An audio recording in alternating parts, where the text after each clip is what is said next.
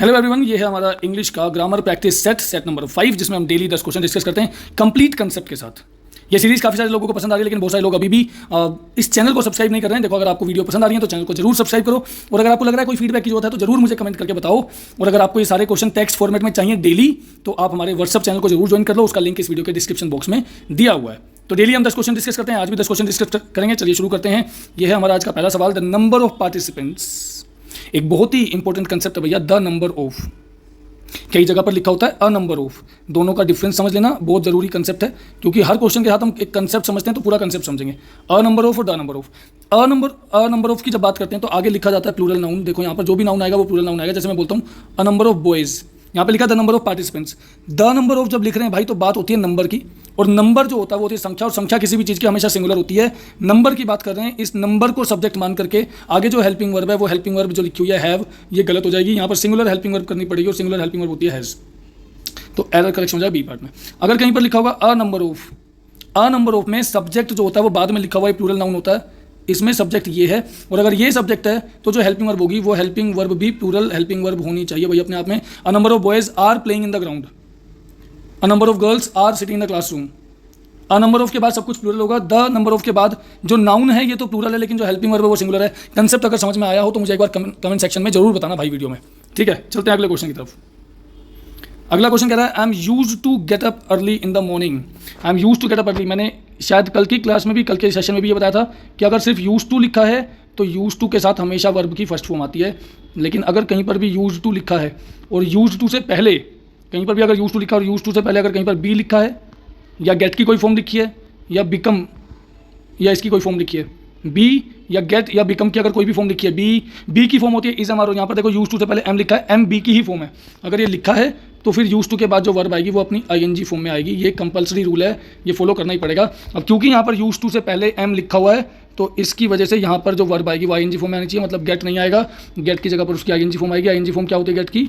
Getting होती है, ये आ जाएगी। ये कंसेप्ट कल भी आया था और आज फिर रिपीट हो गया है। समझ में आ गया हो तो जरूर बताना। आगे चलते हैं। अगला सवाल है it is high time you leave this place. अब समय हो गया कि तुम्हें ये जगह छोड़ देनी चाहिए, और ये रूल है कि it is time, it is high time, it is now time से अगर कुछ भी शुरू करेंगे और अगर आगे कोई भी सब्जेक्ट लिखा होगा तो जो वर्ब आएगी भाई वो वर्ब अपनी सेकंड फॉर्म में होनी चाहिए। लीव की सेकंड फॉर्म होती है लेफ्ट, तो यहाँ पर ये लिखा जाएगा। अब समय हो गया कि तुम्हें ये जगह छोड़ देनी चाहिए। अगर ये कंसेप्ट समझ में आया हो तो ऐसा कोई सेंटेंस कमेंट सेक्शन में बताना, लिख करके बनाना अपना कोई sentence. It is high time you started studying, it is time you went there, it is time I met you. ऐसा कोई भी सेंटेंस आप कमेंट सेक्शन में लिख करके जरूर बताना अगर आपको समझ में आया हो, और अगर नहीं आया हो तो भी बताना, ताकि मैं अगली वीडियो में फिर से ऐसा कोई सेंटेंस लेकर के आऊँ। चलिए, ये हमारा अगला सवाल, he is senior than me. बहुत ही डायरेक्ट सा कंसेप्ट है। सीनियर के साथ देन का यूज़ नहीं करते, सीनियर के साथ टू का यूज़ करते हैं। सीनियर जूनियर इन सब के साथ टू लगाते हैं, देन का यूज़ नहीं करता। और ये बाकी सारे शब्द इनके साथ देन का यूज़ नहीं हो सकता। ये शब्द याद कर लेना, अच्छे से देख लो। अभी थोड़ी देर बाद एक सवाल और आएगा जो इसी चीज़ पर बेस्ड होगा। डायरेक्ट कंसेप्ट है, सीनियर के साथ देन का यूज़ नहीं कर सकते। अगले सवाल की तरफ चलते हैं। Question number 5, the doctor advise him to avoid to eat junk food. Doctor ने कहा कि डॉक्टर ने एडवाइस किया कि तुम्हें जंक फूड को ईट करना अवॉइड करना चाहिए। यहाँ पर कंसेप्ट है अवॉइड का, और हमने पिछले 1-2 सेशन में ये पढ़ा भी है। बार बार रिपीट तो होंगी ही चीज़ें कि अवॉइड के बाद में जो भी वर्ब आएगी, और अगर आपको याद है मैंने अलग से लिख करके आपको नोट्स बना करके दिए थे कि अवॉइड अगर लिखा जाएगा और अगर इसके बाद में कोई भी वर्ब आएगी तो ये वर्ब हमेशा अपनी आईएनजी फॉर्म में आएगी।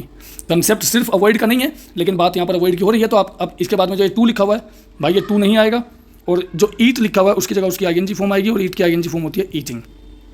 अवॉइड के साथ ये rule miss, mind, ignore, anticipate इन सारे शब्दों का है, वो आप यहाँ पर देख सकते हो, ठीक है जी। चलिए आगे चलते हैं क्वेश्चन नंबर 6 की तरफ। क्वेश्चन नंबर 6 में लिखा है she told me that she has completed. She told me, आपके सेंटेंस की शुरुआत हो रही है यहाँ पर पास्ट टेंस से, और अगर किसी भी सेंटेंस की शुरुआत इस तरीके से पास्ट टेंस से होती है तो उसमें अंदर कहीं भी प्रेजेंट या फ्यूचर का इस्तेमाल नहीं कर सकते। हैज़ हट जाएगा, उसका पास्ट बन जाएगा, और हैज़ का पास्ट हो जाएगा हैड। अगर टोल्ड, रिक्वेस्टेड, सजेस्टेड ऐसा कुछ भी पास्ट में लिखा हो तो आगे जो बनेगा वो भी पास्ट में बनेगा, जो लिखा होगा उसका पास्ट हो जाएगा। आगे चलते हैं क्वेश्चन नंबर 7 की तरफ। He is the same person who we met. ये बिल्कुल वही पर्सन है जिसे हम मिले थे स्टेशन पे। भाई जिसे हम मिले थे स्टेशन पे, उस व्यक्ति ने तो कोई काम नहीं किया। ये जो पर्सन है यहाँ पर, उस व्यक्ति ने कोई काम नहीं मिला किया, हम मिले हैं उस व्यक्ति से। और अगर इस व्यक्ति ने कोई काम नहीं किया ना भाई, तो ये व्यक्ति सब्जेक्ट नहीं है, और अगर ये सब्जेक्ट नहीं है तो ऑब्जेक्ट है, और अगर ये व्यक्ति ऑब्जेक्ट है जिससे हम मिले, काम तो हमने किया ना मिलने का, ये मिलने का काम हुआ है, और इस मिलने का काम तो वी ने किया है, सब्जेक्ट तो वी है। तो ये हु किसके लिए आया? हु तो पर्सन के लिए आया, और पर्सन तो ऑब्जेक्ट है, तो ऑब्जेक्टिव केस आना चाहिए। हु नहीं आएगा, हु की जगह पर हुम आएगा। अगर डाउट हो तो एक बार दोबारा सुन लो इस बात को, वीडियो को रिवाइंड करके थोड़ा सा ध्यान से समझ लो क्या आएगा। हु सब्जेक्टिव होता है और हुम ऑब्जेक्टिव होता है। जिस व्यक्ति के लिए आ रहा है वो व्यक्ति ऑब्जेक्टिव केस में, तो आंसर यहाँ पर हम कर रहे हैं बी पार्ट में। आगे चलते हैं क्वेश्चन नंबर 8 की तरफ। I prefer tea than coffee. Prefer लिखा हुआ भैया, अभी अभी जो लिस्ट बनवाई थी सीनियर जूनियर वाली, उसी लिस्ट में प्रेफर भी लिखा था। प्रेफर के साथ भी आप यहाँ पर ध्यान रखेंगे, प्रेफर के साथ भी देन का इस्तेमाल नहीं कर सकते, आपको टू का यूज़ करना पड़ेगा बी पार्ट में। इन सब के साथ, इन सारे शब्दों के साथ देन का इस्तेमाल नहीं करते, टू का इस्तेमाल करते हैं। चलिए क्वेश्चन नंबर 9 की तरफ चलते हैं। The teacher gave us a homework. Homework से पहले यहाँ पर ए लिखा हुआ है। रूल है भैया, वर्क लिखा हो या होमवर्क लिखा हो या क्लास वर्क लिखा हो, उससे पहले ए या एन का इस्तेमाल नहीं कर सकते। अगर लिखना ही है तो ए नहीं लिखेंगे, अ पीस ऑफ लिखेंगे, a piece of work, a piece of homework, a piece of class work. और ये रूल सिर्फ होमवर्क या वर्क के साथ नहीं है, ये बाकी इन शब्दों के साथ भी अप्लाई होता है कि इनसे पहले आप ए या एन का इस्तेमाल नहीं कर सकते हैं, या आपने ध्यान रखना है। कंसेप्ट है भाई, कंसेप्ट है, याद करना है, ये लिस्टें आपने याद करनी है यहाँ पर। चलिए let's come to the last question. ये हमारा आज का आखिरी सवाल है और यहाँ पर लिखा you must prevent him to smoke. तुम्हें उसको स्मोक करने से रोकना चाहिए। प्रिवेंट की बात कर रहे हैं। प्रिवेंट का फिक्स्ड प्रेपोजिशन का कंसेप्ट है कि प्रिवेंट के साथ टू का यूज़ नहीं करते, प्रिवेंट के साथ टू की जगह पर फ्रॉम का यूज़ करते हैं। और अगर फ्रॉम लगा रहे हो तो फिर स्मोक भी नहीं आएगा, क्योंकि फ्रॉम के साथ तो आईएनजी फॉर्म आती है, तो स्मोक की आईएनजी फॉर्म क्या हो जाएगी, स्मोक की आईएनजी फॉर्म तो स्मोकिंग हो जाएगी। ये करेक्शन हम करेंगे बी पार्ट में। अब फिक्स्ड प्रेपोजिशन का कंसेप्ट है, तो क्या ये सिर्फ प्रिवेंट के साथ है? नहीं भाई, सिर्फ प्रिवेंट के साथ नहीं है। अगर कहीं पर प्रोहिबिट लिखा होगा तो प्रोहिबिट के साथ भी टू नहीं लगाते, प्रोहिबिट के साथ भी फ्रॉम लगाते हैं। अगर कहीं पर एब्सटेन लिखा होगा, एब्सटेन का मतलब होता है कोई काम को करने से परहेज करना, इसके साथ भी फ्रॉम लगाते हैं। अगर कहीं पर रिफ्रेन लिखा है, रिफ्रेन का मतलब होता है किसी काम को करने से बचना, इसके साथ भी फ्रॉम लगाते हैं। सफ़र एक वर्ड होता है, सफ़र फ्रॉम, सफरिंग फ्रॉम आपने सुना भी होगा, इसके साथ भी फ्रॉम लगाते हैं।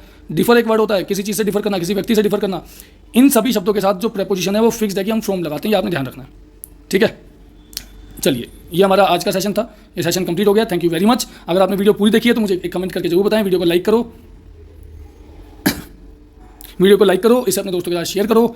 अगर कोई फीडबैक देना है तो जरूर बताना, नहीं तो मिलते हैं नेक्स्ट वीडियो में। Till then take care, tata bye bye, see you, जय हिंद।